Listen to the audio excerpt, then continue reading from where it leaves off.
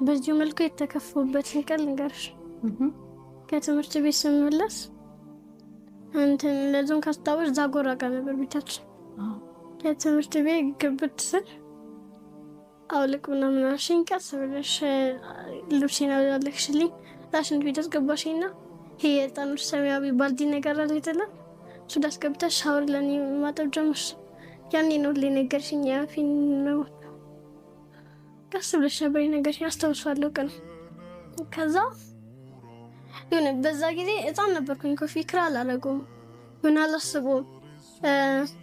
ወንድሜ እንደዚህ ሆነ ብዬ የሆነ እንትን ማረግበት ነገር የለም። ምክንያቱም ያኔ በጣም ህፃን ነበርኩኝ።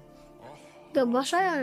ምንም አታስቢበት ጊዜ ህፃንነት የነበረብሽ ጊዜ ላይ ነበርኩ እና የዛን ቀን ነበር በጣም የተከፈውበት። ከዛ አስተማሪክ ደወለችልኝና አላህ ያበርታሽ አለችኝ። ማን ነገረሽ አልኳት። አይ ሶሃይቤ ወንድም ተወለደልኝ ብሎኝ ነበርና ወንድምክ እንዴት ነው ስለው አላህ አልፈቀደውም አላህ ወሰደው አለኝ አለችኝ። እንደገባ ገባኝ። አፊ እንደሞተ ገብቶክ ነበር። እያጠብኩ የነገርኩክ እንድትረጋጋ ነው፣ ፊል እንዳታደርገው።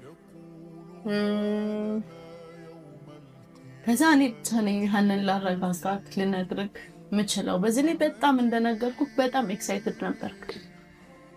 ገባ? በጣም ኤክሳይትድ ነበርክ።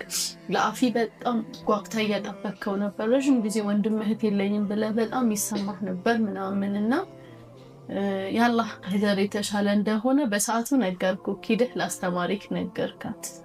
የሆነ ጊዜ የሆነ የቲቪ ፕሮግራም እያየን እንደዚህ በጀርባችን እናንተ ተከተል ነበርና እንደዚህ አይነት ኬዝ ነው መሰለኝ እያየን የነበረው። አለቀስኩ። ከዛም ባይፈሰሰ ቀና ብለክ ስተኝ ያለቀስኩ ነው። ከዛ አላህ እኔን አልሰጠሽም አልከኝ። አላህ እኔን ስለሰጠሽ አታመሰግኝም? እኔ የለሁሽም ካጠገብሽ። አላህ እኮ የሚወደው ነው የሚፈትነው አልከኝ። ከዛ በኋላ እኔ ያው አመቱ ሲደርስ ያፊን የወለድኩበት የሞተበት ቀን ሲደርስ ቅር ይለኛል፣ ፊል አረጋዋለሁ እንጂ ኦሬዲ አምኪ ደህና ነኝ። ያው አላህ ደግሞ ሌላ እህት ሰጠህ አይደል? ኢንሻአላህ ይቀጥላል ደግሞ ሌላ ወንድም ሌላ እህት ይኖራል።